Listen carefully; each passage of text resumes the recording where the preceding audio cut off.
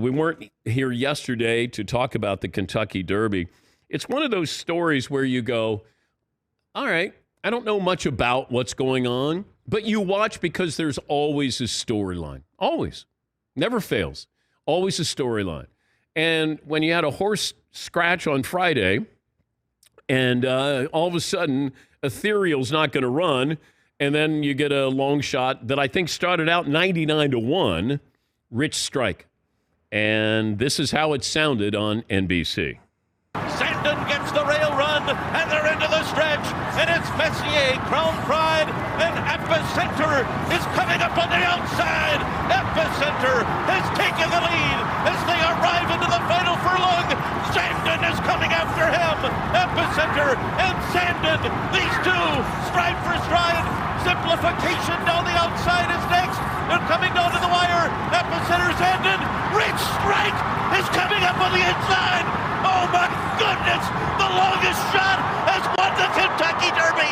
Rich Strike has done it in a stunning, unbelievable upset. You know what's amazing? Not only Rich Strike doing that, the call by Larry Colmus, that is brilliant. Brilliant. I played it probably 10 times. When I was sick over the weekend, I would play that call. I felt better listening to that because that was a professional call. It was about the horse race. It was about the horse. It was about the moment. It wasn't about anything to do with the broadcaster. It was spectacular. Plus, if you're a play-by-play person, you want to be a play-by-play person, you pick your spots, when to raise your voice. And he does it brilliantly. And those last 3 seconds, Rich Strike! And you're going, oh my God, he got it. Because he's surprised. We're surprised. And that moment of, we just witnessed history.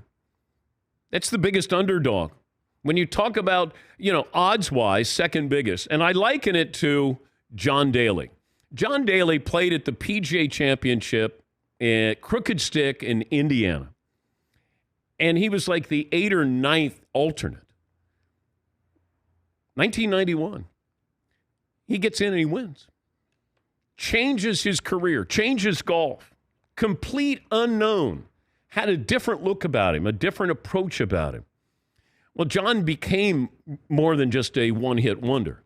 I don't know if Rich Strike ever wins again. But Rich Strike, and I loved his owner. His owners look like a guy that you might see at the local diner and say, hey, Tom, how's your horse doing? He's okay. Now he owns the diner. But that, to me, when you hear people capture a moment, I'm so envious of that. I'm good at studio. I'm good at radio. But to capture that, I was never good at. I love play-by-play. But I love it so much that I didn't want to do it because I didn't want to take away from somebody who I thought could do it better. And you listen, when somebody does it, Al Michaels, of course, love Al Michaels. He just captures it. It's unique. It's the voice. It's the inflection. It's the timing. And you had it with that call. Marv, play it one more time. Put a smile on my face. Sandon gets the rail run, and they're into the stretch, and it's Messier, Crown Pride, and Epicenter is coming up on the outside.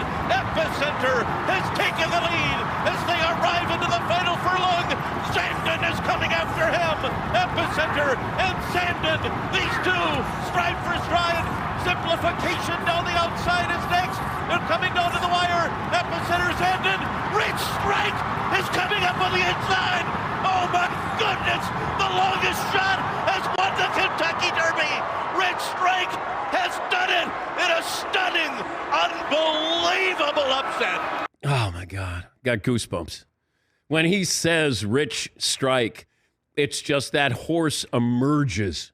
And it was kind of tucked inside on the rail, and then all of a sudden, and having been to the Kentucky Derby, it is so loud for 2 minutes. So loud. And to kind of cut through the clutter, capture the moment, and really put an exclamation point at the end of it. Larry did a wonderful, wonderful job. And also, he gave us another great moment in sports, our show history. Marv, could you play that call? My wife knows everything broke well. Lady Mutada is up and on the pace. Rojo's Tune is out third. The wife doesn't know fourth to the outside. And Eleni's Hope is fifth as they move for the first turn. On the far outside, Little Miss Macho is going up after that tardy start all the way up to battle with the leaders. On the lucky side is next. A ground-saving trip for Morningside Heights. Late for class in Miss Tallahassee or in the back of the field as Lady Mutada leads the way to the back stretch. On the far outside, the wife doesn't know is moving up and is now fourth and right alongside of My Wife Knows Everything. My Wife Knows Everything and The Wife Doesn't Know are moving together on the far turn, and they're coming after Lady Mutada coming to the quarter pole. Lady Mutada in front.